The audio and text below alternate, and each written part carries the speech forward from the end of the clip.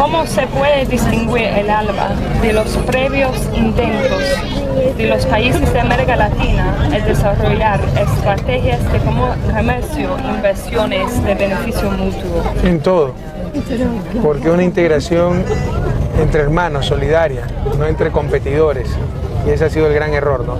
La integración que hemos buscado, sobre todo en los últimos años, se ha orientado al comercio, a tener mercados más grandes y a competir entre nosotros. En el ALBA no se habla de competencia, se habla de acciones coordinadas, se habla de integración energética, financiera, incluso defensa, pero coordinación, no competencia. En el año 1965, el Che dijo, estoy citando, no debe hablarse más de desarrollar un comercio de beneficio mutuo basado en los precios que la ley de valor y las relaciones internacionales de intercambio desigual, producto de la ley de valor, ponen a los países atrasados. Tenemos que preparar las condiciones para que nuestros hermanos entren directa y conscientemente en la ruta de la abolición definitiva de la explotación. Fin de cita. Cómo el comercio dentro del ALBA y la formación de las empresas transnacionales pueden lograr eso,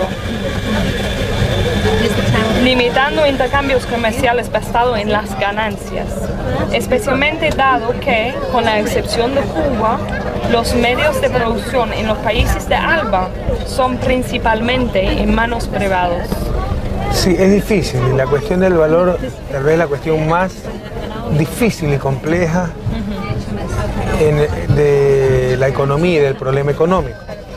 Es cierto, es muy difícil obviar cuestiones de precios monetarios cuando gran parte de los medios de producción están en manos privadas, pero con el ALBA sí estamos experimentando otras formas de intercambio, no necesariamente basado en precios de mercado, sino en compensaciones mutuas, en colaboración, etcétera, y en empresas binacionales, ¿no?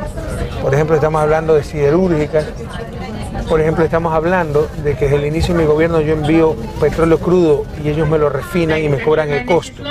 Entonces, el Che tiene razón y tú tienes razón, es difícil obviar la ley del valor, básicamente precios monetarios puestos por el mercado, cuando los medios de producción están en manos privadas y se guían por la lógica del capital y por la lógica de las utilidades. Pero a nivel de países algo se puede hacer y se está haciendo. Por ejemplo, el propio Chávez tiene muchas experiencias con petróleo en el área del Caribe, donde da el petróleo sin considerar los precios del mercado, sino considerando costos y otras necesidades de ayuda y otras circunstancias. Estamos haciendo mucho de eso, estamos haciendo, por ejemplo, estamos tratando de buscar soberanía alimentaria, estamos tratando de buscar soberanía en salud, produciendo nuestras propias medicinas, y te insisto, o sea, guiándonos más bien por la planificación, por la coordinación, sin esta competencia y sin esta relación con precios de mercado. Pero una cosa te puedo decir claramente, el marxismo tampoco superó la cuestión del valor, o sea, es algo muy difícil, ¿sí me explico? Que la teoría del valor equivalente de Heydrich y todas esas, todas son ideas, pero son cosas muy difíciles de aplicar. Entonces, algunas veces se podrá obviar los precios monetarios dados por el mercado, otras veces no. Lo que hay que hacer es tratar de evitar especulación y poder de mercado.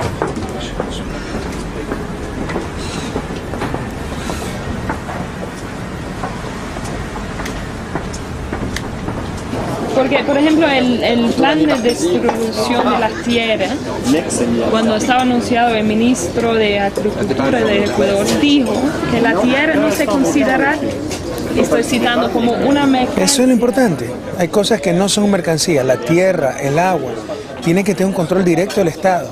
Tiene que tener controles para su intercambio. Vamos a hacer una ley donde el Estado tenga que autorizar la compra-venta de tierras para evitar lo que ha pasado, campesinos engañados que se quedaron sin tierra. Pero la tierra va a ser de ellos o de comunas, no va a ser del Estado, bajo control del Estado, eso es otra cosa. Pero con prohibiciones de venta. Por supuesto, y ahí tú evitas la acumulación, lo que estábamos diciendo. Es la respuesta a tu pregunta. Sí. Si la cuestión es evitar la acumulación, hay formas más eficientes de hacerlo. Como es parecido el nuevo movimiento en Cuba para destruir Que lo hizo Raúl, ¿no? la tierra y su fruto. Que hay que producir, si no están produciendo se quita la tierra. Nosotros también vamos a afectar, vamos a distribuir la tierra del Estado, que son como 130.000 hectáreas, y estamos haciendo un inventario de todas las tierras improductivas privadas para repartirlas también. Y son mucho más. Sí, no te extrañes, son como 1,5 millones de hectáreas, que por eso estén desesperados para desestabilizarnos más rápido. Tengo preguntas relacionadas a esto también, pero déjame volver a la pregunta de volviendo el Che, que es mi tema especial. El Che planteó la necesidad de usar los avances tecnológicos y métodos de dirección del capitalismo, pero con diferentes objetivos sociales. Como ministro de Industrias, él invitó cooperación de científicos, ingenieros, matemáticos y otros expertos graduados en Estados Unidos y Europa, y usó las cooperaciones multinacionales de Estados Unidos y Cuba en los años 50 como modelo por sus empresas consolidadas. Usted mismo graduó en Estados Unidos como economista. Usted ha hablado sobre la baja calidad de las universidades en Ecuador.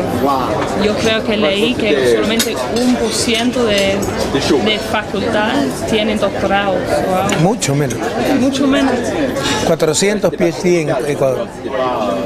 Entonces, ¿cuáles son los planes de su gobierno para capacitar trabajadores a nivel más alto, al mismo tiempo forjar un compromiso político al desarrollo social y de la revolución ciudadana de Ecuador? A ver, lo que hizo el Che es sentido común. La tecnología no puede ser patrimonio del capitalismo, o sea, no hay tecnología capitalista, hay tecnología. Por supuesto, aprovechando los recursos humanos que formó el capitalismo, como de hecho ellos se aprovecharon de los recursos humanos que formó la Unión Soviética, China, etc. Entonces, por supuesto, tenemos para el desarrollo de nuestros países que poner énfasis en la tecnología, y eso está muy ligado al recurso humano y al talento humano. No se trata solo de tener tecnología, sino recurso humano capaz de utilizarla y generalizarla. En ese sentido estamos haciendo una muy fuerte reforma de la educación que ha generado resistencia en los grupos que siempre se han apropiado de la educación. La educación del Ecuador pública es muy mala, tenemos que hacer un gran esfuerzo para mejorarla, y la educación superior también es terriblemente mala. Hemos enviado una nueva ley que, entre otras cosas, obliga a realizar investigaciones en la universidad. En estos momentos la mitad de las universidades no gastan 20 centavos en investigar. ¿Cuál es el argumento? Que los recursos son muy escasos. Siempre van a ser los recursos escasos. Cuba tiene escasos recursos para esa investigación. Pero, por ejemplo, esas universidades hicieron extensiones muy costosas en lugar de orientar la plata a la investigación. Entonces, sí tenemos fuertes programas de mejora de educación, la nueva ley de educación superior y programas de beca para que la gente se vaya a capacitar a otros países, y claras políticas de ciencia y tecnología, aún con pocos recursos, pero mucho más que en años pasados, y ya una política clara. Y el resto, la conciencia revolucionaria, el compromiso, depende de varios factores, ¿no? Yo creo que parte de la educación es ese compromiso social sin que sea partidista. Y creo que también depende mucho de los dirigentes, ¿no? Yo creo que la gente, cuando vea, como lo está viendo, el entusiasmo, el deseo real de cambio en el país, se solidariza con ese deseo de cambio. Y los futuros profesionales, que además ese cambio les permitió formarse, van a tener esa conciencia revolucionaria, esa conciencia de cambio. Mucho de eso pasó en Cuba, ¿no? El ejemplo de Fidel.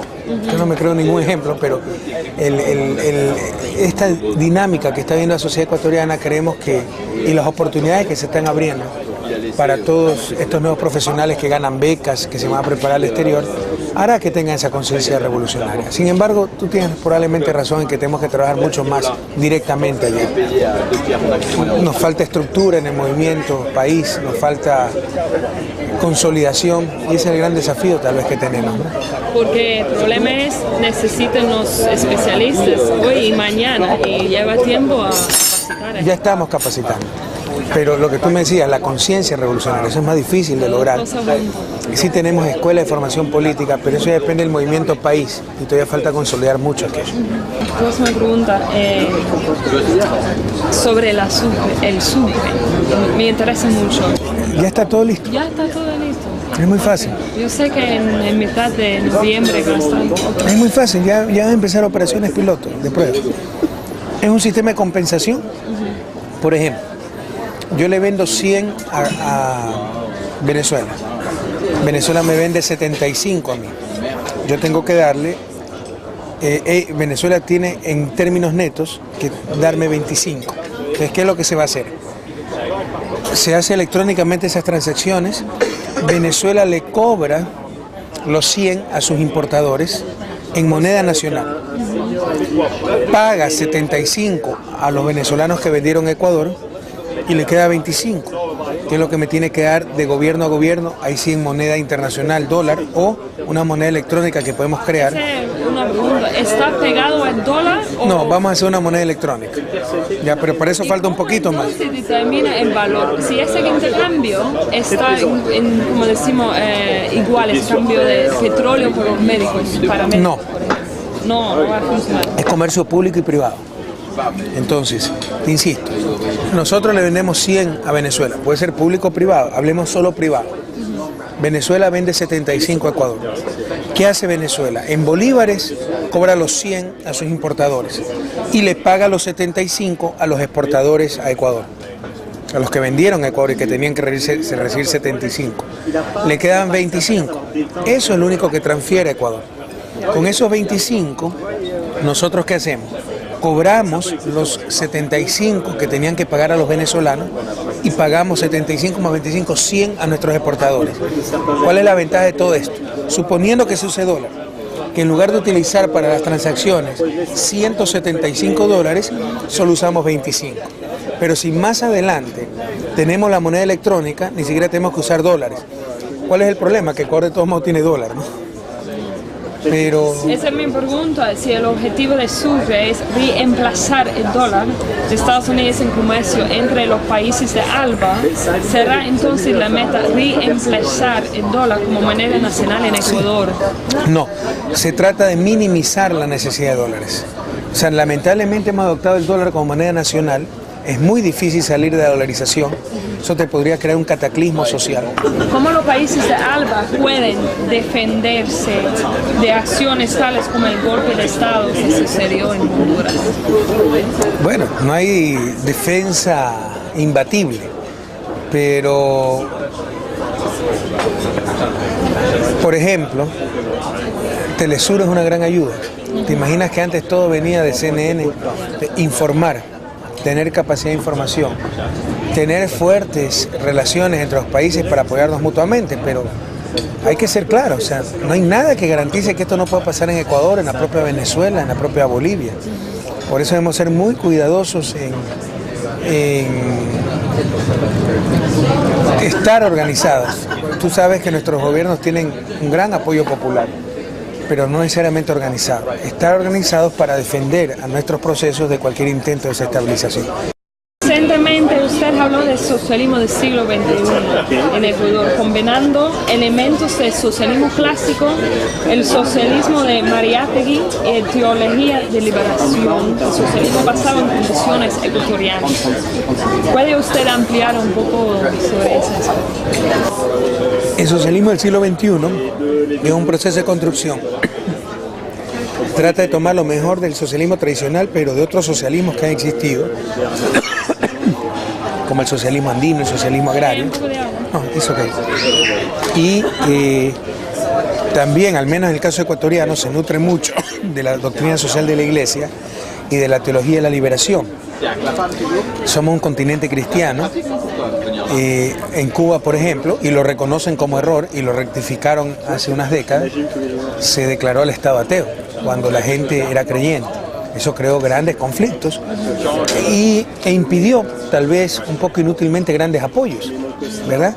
Porque hubo muchos católicos comprometidos con la revolución, incluso la revolución tuvo capellán, el padre Sardina, ¿no? Entonces, una mucho mejor estrategia y legítima estrategia es orientar esa religión a que sea revolucionaria también. Y eso es lo que hacía la teología de la liberación, ¿no? El mensaje era básicamente, basta ya de esa teología que nos dice, aguanten toda la explotación en vida, porque después de muertos van a tener el reino de los cielos. No, el reino de los cielos hay que hacerlo aquí, es el reino de justicia, que luchar contra la injusticia.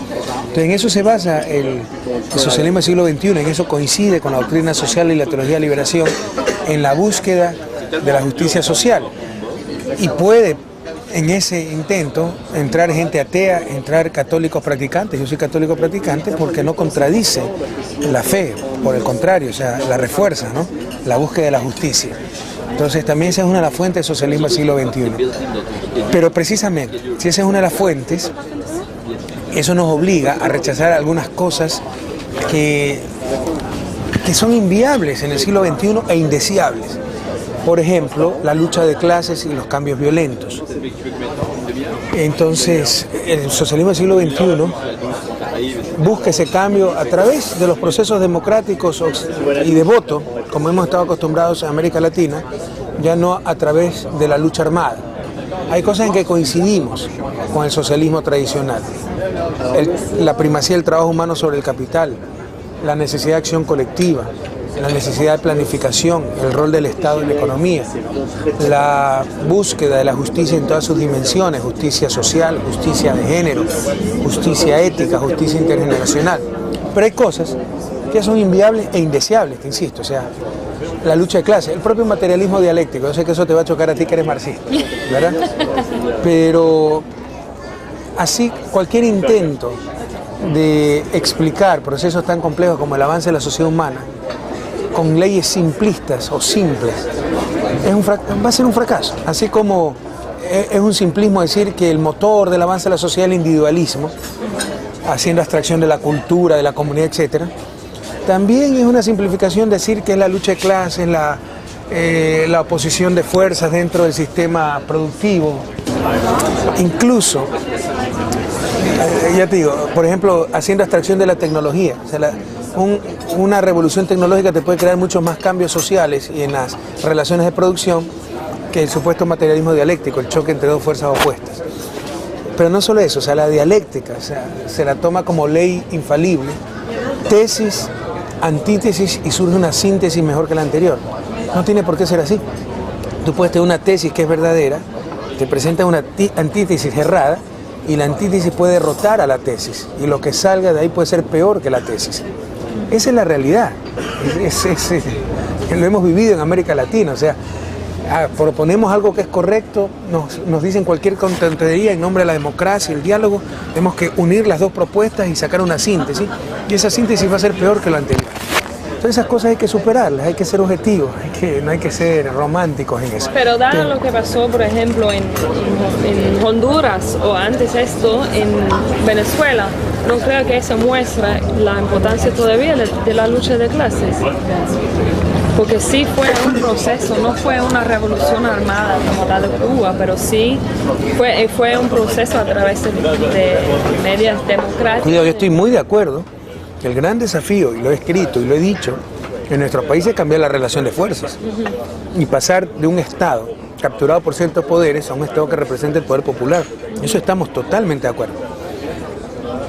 Pero de ahí, ese es el primer paso para América Latina. Pero ahí creer que todo se da por ese cambio en la relación de fuerzas, creo que es un error. Hay muchas otras cosas importantes, ¿no? Avance tecnológico, cambios culturales. O sea, cuidado con mitificar a los pobres también. O sea, los pobres tienen muchos valores, pero muchas veces se equivocan también. O sea, no es cierto que las masas, el proletariado siempre tiene razón. Entonces tú conviertes un Estado burgués en un Estado popular, pero no significa que se van a tomar las correctas decisiones. Por ejemplo, América Latina tiene que hacer grandes cambios culturales. Los indígenas, los cuales se mitifican tanto, donde mayor violencia intrafamiliar hay, es en el mundo indígena. Esas cosas no se hablan. Entonces, no es solo transformar las estructuras, es transformar las familias, las personas, transformar la cultura, transformar la tecnología. Hay muchos factores que te generan el avance social. Complicado, ¿eh? ¿Ya? Es un proceso complejo, muy complejo. Bueno, esa es una diferencia. No aceptamos, no es que rechazamos tampoco, pero no es que es fundamental para nosotros el materialismo dialéctico como motor de la sociedad. Eso te llevaba a la lucha de clases, eso te llevaba al cambio violento. Y tal vez el mayor error que cometió el socialismo tradicional, ¿sabes cuál fue? Que no disputó la noción de desarrollo con respecto al capitalismo. Buscaba lo mismo, pero por una vía más rápida y supuestamente más justa, pero lo mismo. En la Unión Soviética, industrialización, consumo de masa, acumulación. Eso es un error. Es imposible generalizar el modelo de desarrollo occidental. Si todos los chinos alcanzaran el nivel de vida de los londinenses, explota el mundo. Sí. Y nunca presentó el socialismo tradicional una alternativa de noción de desarrollo. Hoy estamos presentando esa alternativa. ¿Okay? ¿Hasta qué punto, en ciertos aspectos has tocado el tema, hasta qué punto podemos decir que Cuba socialista ha sido una inspiración al ALBA con su modelo de desarrollo basado en el bienestar social y su estatus global logrado a través de sus programas internacionalistas en la educación y salud? Cuba tiene grandes cosas y obviamente los que empezaron el ALBA fueron Hugo Chávez y Fidel. Y un gran ejemplo de Cuba es que en su pobreza sabe compartir con todos sus programas internacionales. Cuba es el país con mayor cooperación en función de su Producto Interno Bruto, ¿verdad? Eso es un ejemplo para todos nosotros, lo que no implica que Cuba tenga grandes problemas, pero también es cierto que es imposible juzgar el éxito o fracaso del modelo cubano haciendo abstracción del bloqueo. Un bloqueo que tiene 50 años, Ecuador no aguantaría 5 meses con ese bloqueo. Entonces, por supuesto que parte del ALBA en gran parte es inspiración de las cosas buenas que tiene el modelo cubano, como la solidaridad, el comercio entre pueblos en forma solidaria, no en forma con el fin de lucro, esa cooperación para el desarrollo. Entonces, por supuesto que el ALBA tiene mucho de inspiración de los éxitos del modelo cubano, lo que no significa que no tenga problemas el modelo cubano, tampoco neguemos la realidad, que la empiezan reconociendo Raúl y Fidel, dicho sea de paso, pero también es cierto que es imposible juzgar el modelo cubano haciendo abstracción del bloqueo. ¿Okay? Bueno, sírvete.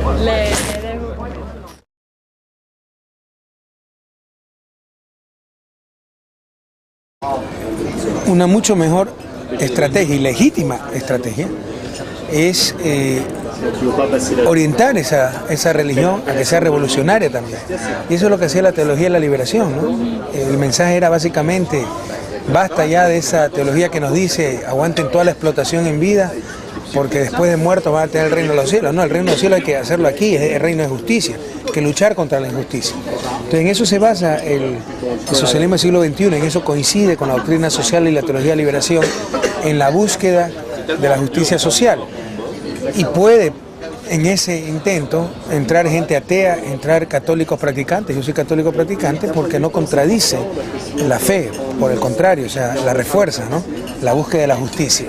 Entonces también esa es una de las fuentes del socialismo del siglo XXI. Pero precisamente, si esa es una de las fuentes, eso nos obliga a rechazar algunas cosas que son inviables en el siglo XXI e indeseables. Por ejemplo, la lucha de clases y los cambios violentos. Entonces, el socialismo del siglo XXI busca ese cambio a través de los procesos democráticos y de voto, como hemos estado acostumbrados en América Latina, ya no a través de la lucha armada. Hay cosas en que coincidimos con el socialismo tradicional. La primacía del trabajo humano sobre el capital, la necesidad de acción colectiva, la necesidad de planificación, el rol del Estado en la economía, la búsqueda de la justicia en todas sus dimensiones, justicia social, justicia de género, justicia ética, justicia intergeneracional. Pero hay cosas que son inviables e indeseables, te insisto, o sea, la lucha de clases, el propio materialismo dialéctico. Yo sé que eso te va a chocar a ti que eres marxista, ¿verdad? Pero así cualquier intento de explicar procesos tan complejos como el avance de la sociedad humana con leyes simplistas o simples va a ser un fracaso. Así como es un simplismo decir que el motor del avance de la sociedad es el individualismo, haciendo abstracción de la cultura, de la comunidad, etcétera. También es una simplificación decir que es la lucha de clases, la oposición de fuerzas dentro del sistema productivo. Incluso, ya te digo, por ejemplo, haciendo abstracción de la tecnología. O sea, una revolución tecnológica te puede crear muchos más cambios sociales y en las relaciones de producción que el supuesto materialismo dialéctico, el choque entre dos fuerzas opuestas. Pero no solo eso, o sea, la dialéctica, o sea, se la toma como ley infalible, tesis, antítesis, y surge una síntesis mejor que la anterior. No tiene por qué ser así. Tú puedes tener una tesis que es verdadera, te presenta una antítesis errada, y la antítesis puede derrotar a la tesis, y lo que salga de ahí puede ser peor que la tesis. Esa es la realidad. Lo hemos vivido en América Latina, o sea, proponemos algo que es correcto, nos dicen cualquier tontería en nombre de la democracia, el diálogo, tenemos que unir las dos propuestas y sacar una síntesis, y esa síntesis va a ser peor que lo anterior.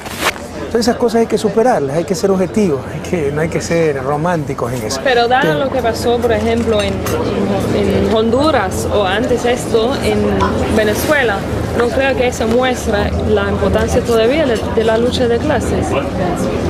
Porque sí fue un proceso, no fue una revolución armada como la de Cuba, pero sí fue un proceso a través de medidas democráticas. Cuidado, yo estoy muy de acuerdo que el gran desafío, y lo he escrito y lo he dicho, en nuestro país es cambiar la relación de fuerzas. Y podemos crear... Una pregunta, ¿está pegado al dólar? No, vamos a hacer una moneda electrónica. Ya, pero para eso falta un poquito más. Se determina el valor. Si ese intercambio está, como decimos, igual, el cambio de petróleo por los médicos, para médicos, no va a funcionar. Es comercio público y privado. Entonces, te insisto, nosotros le vendemos 100 a Venezuela, puede ser público o privado, hablemos solo privado. Venezuela vende 75 a Ecuador. ¿Qué hace Venezuela? En bolívares cobra los 100 a sus importadores y le paga los 75 a los exportadores a Ecuador, a los que vendieron a Ecuador y que tenían que recibir 75. Le quedan 25. Eso es lo único que transfiere a Ecuador. Con esos 25, ¿nosotros qué hacemos? Cobramos los 75 que tenían que pagar a los venezolanos y pagamos 75 más 25, 100 a nuestros exportadores. ¿Cuál es la ventaja de todo esto? Suponiendo que se use dólar, que en lugar de utilizar para las transacciones 175 dólares, solo usamos 25. Pero si más adelante tenemos la moneda electrónica, ni siquiera tenemos que usar dólares. ¿Cuál es el problema? Que Ecuador de todos modos tiene dólar, ¿no?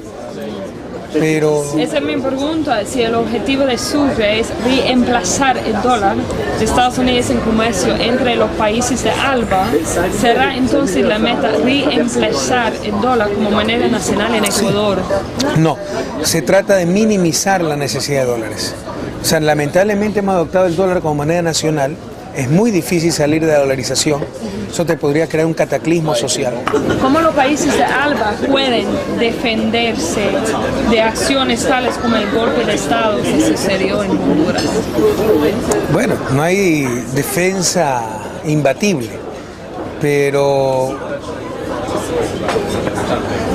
por ejemplo, Telesur es una gran ayuda. ¿Te imaginas que antes todo venía de CNN, de informar, tener capacidad de información, tener fuertes relaciones entre los países para apoyarnos mutuamente? Pero hay que ser claro, o sea, no hay nada que garantice que esto no pueda pasar en Ecuador, en la propia Venezuela, en la propia Bolivia. Por eso debemos ser muy cuidadosos en estar organizados. Tú sabes que nuestros gobiernos tienen un gran apoyo popular, pero no necesariamente organizados. Estar organizados para defender a nuestros procesos de cualquier intento de desestabilización. Recientemente usted habló del socialismo del siglo XXI en Ecuador, combinando elementos del socialismo clásico, el socialismo de Mariátegui y teología de liberación, el socialismo basado en condiciones ecuatorianas.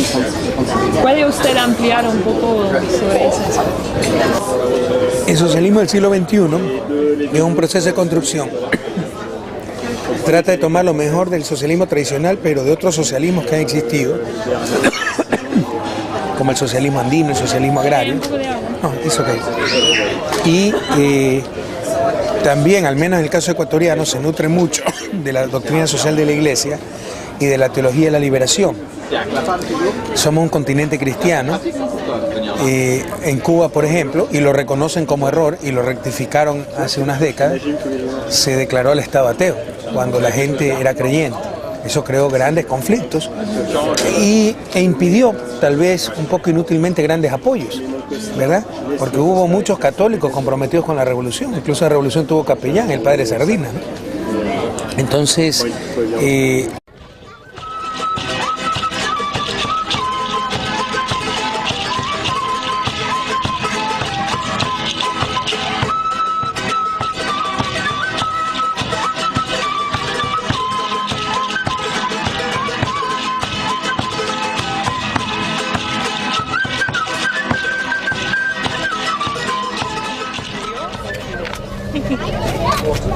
¿cómo se puede distinguir el ALBA de los previos intentos de los países de América Latina en desarrollar estrategias de comercio e inversiones de beneficio mutuo? En todo, porque una integración entre hermanos, solidaria, no entre competidores, y ese ha sido el gran error, ¿no? La integración que hemos buscado, sobre todo en los últimos años, se ha orientado al comercio, a tener mercados más grandes y a competir entre nosotros. En el ALBA no se habla de competencia, se habla de acciones coordinadas, se habla de integración energética, financiera, incluso defensa, pero coordinación, no competencia. En el año 1965, el Che dijo, estoy citando, no debe hablarse más de desarrollar un comercio de beneficio mutuo basado en los precios que la ley de valor y las relaciones internacionales de intercambio desigual, producto de la ley de valor, oponen a los países atrasados. Tenemos que preparar las condiciones para que nuestros hermanos entren directa y conscientemente en la ruta de la abolición definitiva de la explotación. Fin de cita. Cómo el comercio dentro del ALBA y la formación de las empresas transnacionales pueden lograr eso,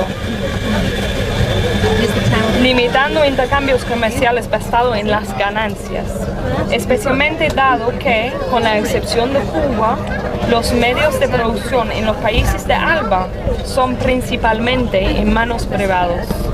Sí, es difícil, y la cuestión del valor tal vez es la cuestión más difícil y compleja de la economía y del problema económico. Es cierto, es muy difícil obviar cuestiones de precios monetarios cuando gran parte de los medios de producción están en manos privadas, pero con el ALBA sí estamos experimentando otras formas de intercambio, no necesariamente basado en precios de mercado, sino en compensaciones mutuas, en colaboración, etcétera, y en empresas binacionales, ¿no? Por ejemplo, estamos hablando de siderúrgicas, por ejemplo, estamos hablando de que desde el inicio de mi gobierno yo envío petróleo crudo y ellos me lo refinan y me cobran el costo. Entonces, el Che tiene razón y tú tienes razón, es difícil obviar la ley del valor, básicamente precios monetarios puestos por el mercado, cuando los medios de producción están en manos privadas y se guían por la lógica del capital y por la lógica de las utilidades. Pero a nivel de países algo se puede hacer y se está haciendo. Por ejemplo, el propio Chávez tiene muchas experiencias con petróleo en el área del Caribe, donde da el petróleo sin considerar los precios del mercado, sino considerando costos y otras necesidades de ayuda y otras circunstancias. Estamos haciendo mucho de eso, estamos haciendo, por ejemplo, estamos tratando de buscar soberanía alimentaria, estamos tratando de buscar soberanía en salud, produciendo nuestras propias medicinas, y te insisto, o sea, guiándonos más bien por la planificación, por la coordinación, sin esta competencia ni sin esta relación con precios de mercado. Pero una cosa te puedo decir claramente, el marxismo tampoco superó la cuestión del valor, o sea, es algo muy difícil, ¿sí me explico? Que la teoría del valor equivalente de Heydrich y todas esas, todas son ideas, pero son cosas muy difíciles de aplicar. Entonces, algunas veces se podrá obviar los precios monetarios dados por el mercado, otras veces no. Lo que hay que hacer es tratar de evitar especulación y poder de mercado.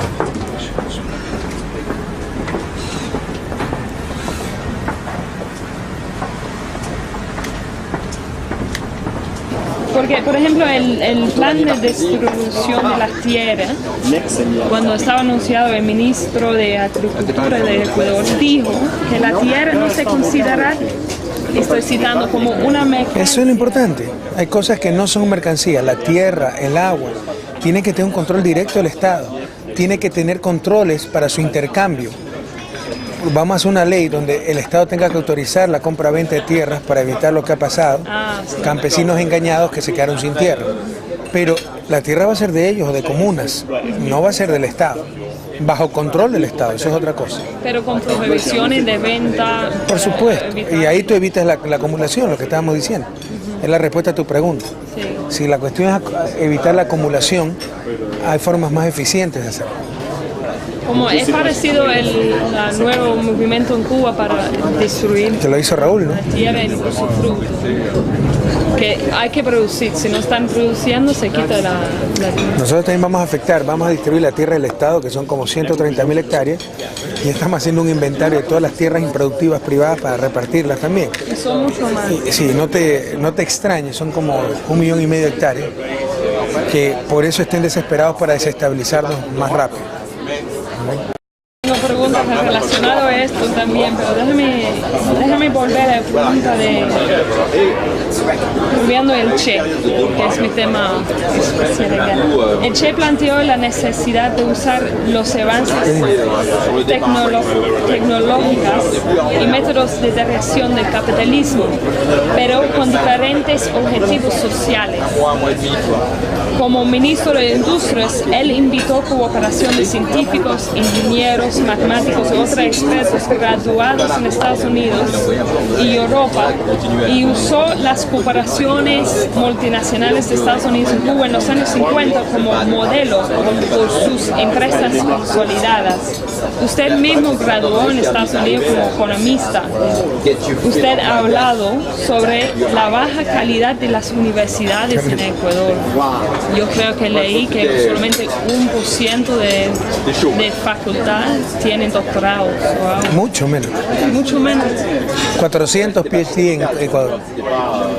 Entonces, ¿cuáles son los planes de su gobierno para capacitar trabajadores a nivel más alto, al mismo tiempo forjar un compromiso político al desarrollo social y de la revolución ciudadana de Ecuador?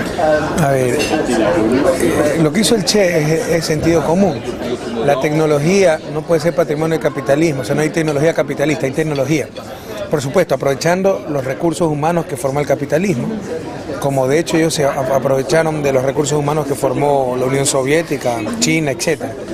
Entonces, por supuesto, tenemos para el desarrollo de nuestros países que poner énfasis en la tecnología, y eso está muy ligado al recurso humano y al talento humano. No se trata solo de tener tecnología, sino recurso humano capaz de utilizarla y generalizarla.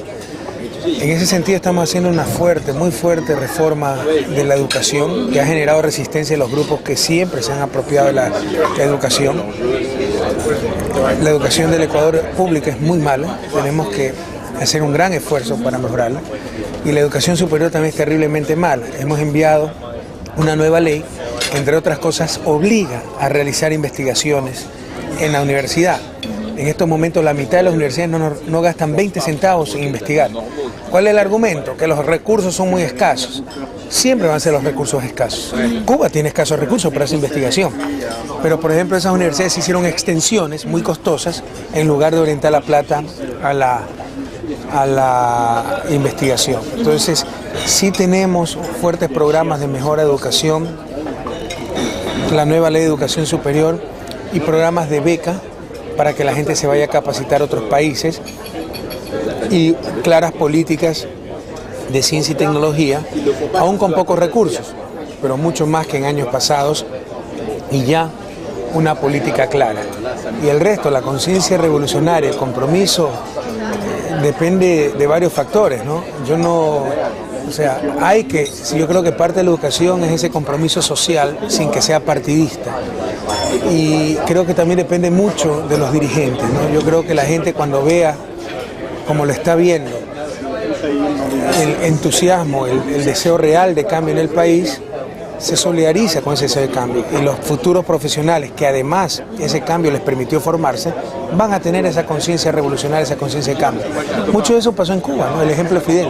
Yo no me creo en ningún ejemplo, pero esta dinámica que está viendo la sociedad ecuatoriana, creemos que, y las oportunidades que se están abriendo para todos estos nuevos profesionales que ganan becas, que se van a preparar al exterior, hará que tengan esa conciencia revolucionaria. Sin embargo, tú tienes probablemente razón en que tenemos que trabajar mucho más directamente allá.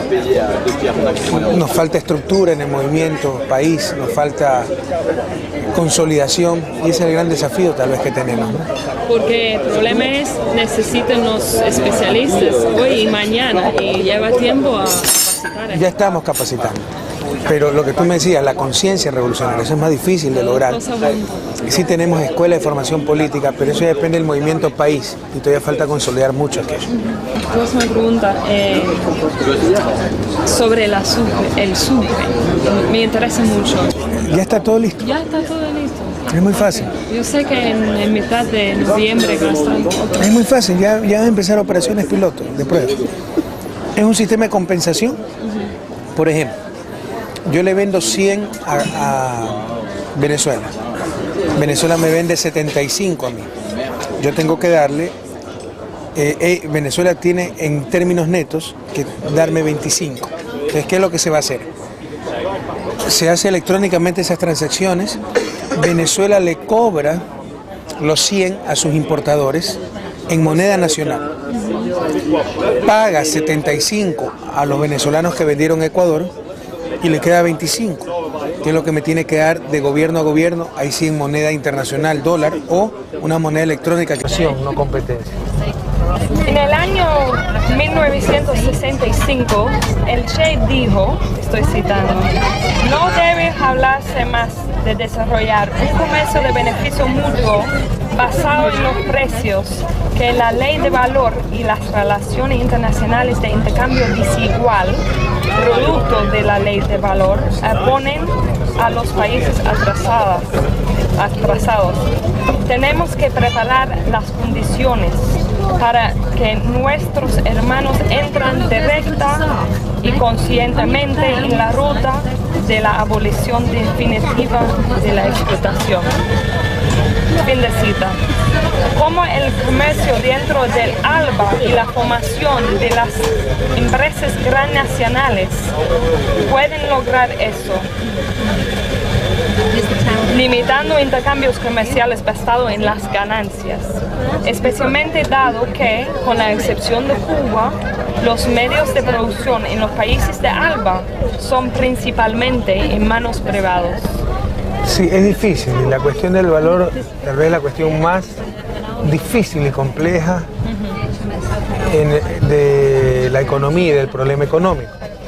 Es cierto, es muy difícil obviar cuestiones de precios monetarios cuando gran parte de los medios de producción están en manos privadas. Pero con el ALBA sí estamos experimentando otras formas de intercambio, no necesariamente basado en precios de mercado, sino en compensaciones mutuas, en colaboración, etcétera, y en empresas binacionales, ¿no?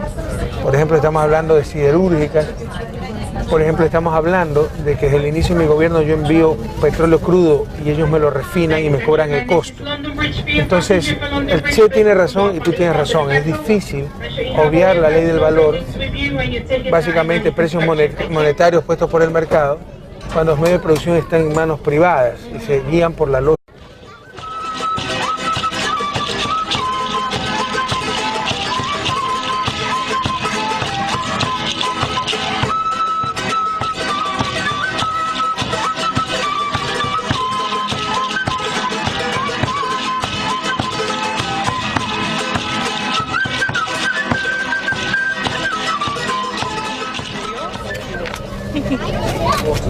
¿Cómo se puede distinguir el ALBA de los previos intentos de los países de América Latina en desarrollar estrategias de comercio e inversiones de beneficio mutuo? En todo, porque una integración entre hermanos, solidaria, no entre competidores, y ese ha sido el gran error, ¿no?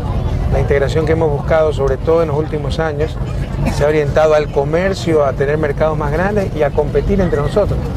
En el ALBA no se habla de competencia, se habla de acciones coordinadas, se habla de integración energética, financiera, incluso defensa, pero coordina especulación y poder de mercado.